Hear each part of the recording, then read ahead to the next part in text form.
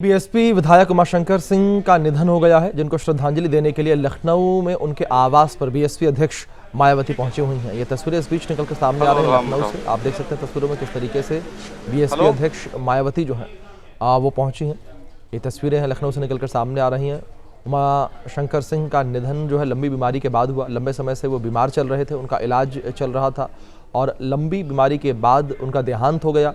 और इसके बाद अब बीएसपी अध्यक्ष मायावती जो हैं वो उनके आवास पर उन्हें श्रद्धा सुमन अर्पित करने के लिए पहुंचे, जिसकी तस्वीरें भी अभी लखनऊ से निकलकर सामने आ रही थी। जो तस्वीरें भी न्यूज़ नेशन आपको दिखा रहा था कि किस तरीके से बीएसपी अध्यक्ष मायावती जो हैं वो श्रद्धा सुमन अर्पित करने के लिए, श्रद्धांजलि देने के लिए उनके आवास पर पहुंची हुई हैं।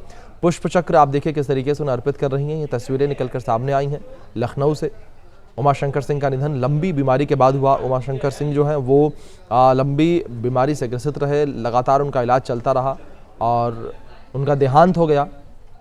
इसके बाद बीएसपी अध्यक्ष मायावती जो हैं वो पहुंची हुई उनके आवास पर। तो तस्वीरों में आप देख सकते हैं किस तरीके से उन्होंने पुष्प अर्पित किया, किस तरीके से नमन किया उन्होंने उमाशंकर सिंह को। और काफ़ी करीबी भी उमाशंकर सिंह जो है माने गए हैं बीएसपी अध्यक्ष मायावती के, और उनका निधन लंबी बीमारी के बाद हो गया। तस्वीरों में आप देख सकते हैं किस तरीके से परिवार से बातचीत करती हुई बीएसपी अध्यक्ष मायावती जो है नज़र आ रही हैं। और समर्थकों को लेकर बात करें तो बड़ी संख्या में जो समर्थक हैं वो भी आप पीछे नज़र आ रहे हैं। तस्वीरों में साफ तौर पर देखा जा सकता है समर्थकों की संख्या जो है वो भी काफ़ी बड़ी तादाद में है। उमाशंकर सिंह को लेकर बात करें तो जननेता उन्हें कहा जाता था।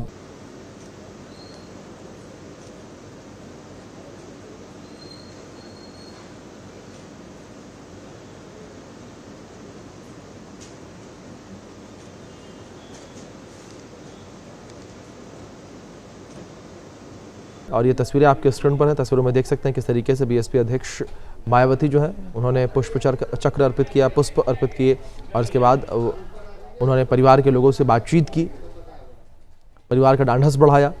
ये तस्वीरें हैं स्क्रीन पर आपके। मायावती ने श्रद्धांजलि अर्पित की है, श्रद्धा सुमन अर्पित किए हैं। बहुत दुख की घड़ी है पूरे परिवार के लिए, मुझे समाज पार्टी के लिए, और इस दुख की घड़ी में आप खुद शामिल होने के लिए आए हैं।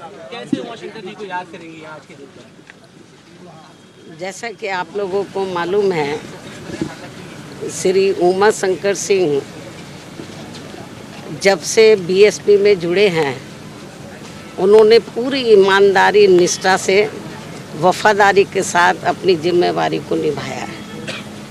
उन्होंने कभी बीएसपी को धोखा नहीं दिया और इतना ही नहीं, उन्होंने बीएसपी में रहकर अपने क्षेत्र का भी ध्यान रखा, समाज का भी ध्यान रखा और ऐसे डेडिकेटेड हमारी पार्टी के विधायक उनकी लंबी बीमारी के कारण कल जो उनकी डेथ हुई है, मृत्यु हुई है, ये समाचार सुनकर मुझे बड़ा दुख हुआ।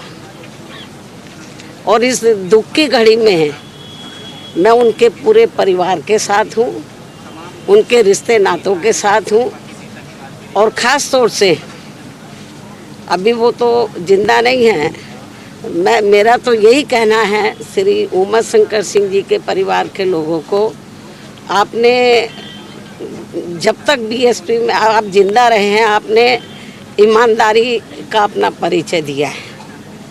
आपको ये मालूम है कि वो बिजनेसमैन थे और अक्सर आपने देखा है कि जो बिजनेसमैन होते हैं जब सत्ता परिवर्तन होता है तो वो परिवर्तन पार्टियां बदल देते हैं, उतार चढ़ाव आए, लेकिन उन्होंने पार्टी को धोखा नहीं दिया। और मुझे तो सही मायने में वो अपनी सगी बहन की तरह मानते थे।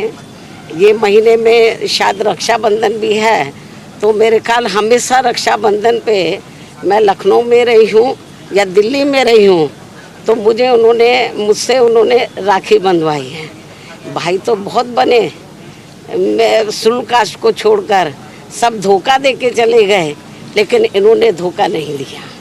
और मैं आज ये कहना चाहती हूँ उनके परिवार के लोगों को, इस दुख की घड़ी में हमारी पार्टी उनके साथ है और उनका एक बेटा है, बेटी शादीशुदा और बेटा भी, सब मुझे बहुत आदर सम्मान देते हैं।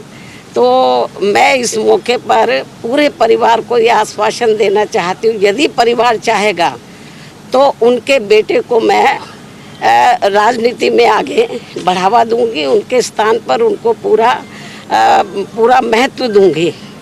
हालांकि ये मौका ऐसा कहने का नहीं है, लेकिन फिर भी मैं उनको जो है, उनके परिवार को ये दुख की घड़ी में राजनीति में वो काफ़ी सक्रिय रहे हैं, समाज में लोगों की बहुत सेवा करते रहे हैं। तो मैं, परिवार चाहेगा तो उनके बेटे को मैं राजनीति में आगे करूंगी। और जहाँ तक उनकी विधानसभा का सवाल है, रसड़ा जो विधानसभा बलिया में है, मेरे ख्याल जब भी उन्होंने चुनाव लड़ा बीएसपी से, हमेशा उन्होंने चुनाव जीता है और क्षेत्र की जनता का पूरा ध्यान रखा है। पूरे क्षेत्र में वो हर सुख दुख की घड़ी में वहाँ की जनता के साथ रहे और हमेशा उन्होंने हर मामले में वहाँ की जनता का पूरा ध्यान रखा है। और मुझे लगता है उनकी विधानसभा के क्षेत्र के लोग भी चाहेंगे कि अब वो नहीं रहे हैं, उनके बेटे को बढ़ावा दिया जाए। मैं पूरा, जैसा परिवार चाहेगा उसके हिसाब से मैं उनको पूरा बढ़ावा दूंगी और उनका पूरा साथ दूंगी। मुझे मालूम है कि महिलाएं अंदर बहुत दुखी हैं, उनकी बेटी, उनका बेटा, उनके मिसेज, मतलब रिश्ते नाते सब दुखी हैं। और जब कल मुझे ये सूचना मिली तो मैं भी काफ़ी दुखी हुई। बीच में मैं एक बार देखने के लिए भी आई थी, तबीयत ज़्यादा ठीक नहीं थी, लेकिन वो इतना मुझे मानते थे अपनी रियल सिस्टर की तरह कि एक बार उनको लगा कि बहन जी को बहुत दिन हो गए देखे हुए, मुझे मिलना चाहिए। तो मैंने कहा कि आप बीमारी की हालत में क्यों आए, मैं आ जाती आपके घर में। वो मेरे घर पर मिलने के लिए आए, बीमारी की हालत में भी। बोलते कि नहीं, मैं आई थी इधर मिलने के लिए, उनसे मिली थी, लेकिन उनको लगा कि नहीं बहन जी की याद आ रही है, आप बता देते मैं आ जाती। तो इसलिए मैं आपको ये बताना चाहती हूँ कि हमारी पार्टी को बड़ी क्षति हुई है, मतलब बहुत नुकसान हुआ है और क्षेत्र की जनता को भी। तो इस मौके पर हमारी पार्टी पूरे परिवार के साथ खड़ी है और पूरे परिवार का पूरा ध्यान रखेगी। धन्यवाद। Thank you. बीएसपी अध्यक्ष मायावती को सुन रहे थे आप, किस तरीके से उन्होंने कहा कि अपनी रियल सिस्टर यानी कि सगी बहन से भी ज़्यादा प्रेम वो उन्हें करते थे और अपनी बहन मानते थे। हर रक्षाबंधन पे वो उन्हें राखी बांधा करती थी। तो किस तरीके से न केवल एक पार्टी के तौर पर संबंध था, बल्कि एक भाई बहन का संबंध भी था।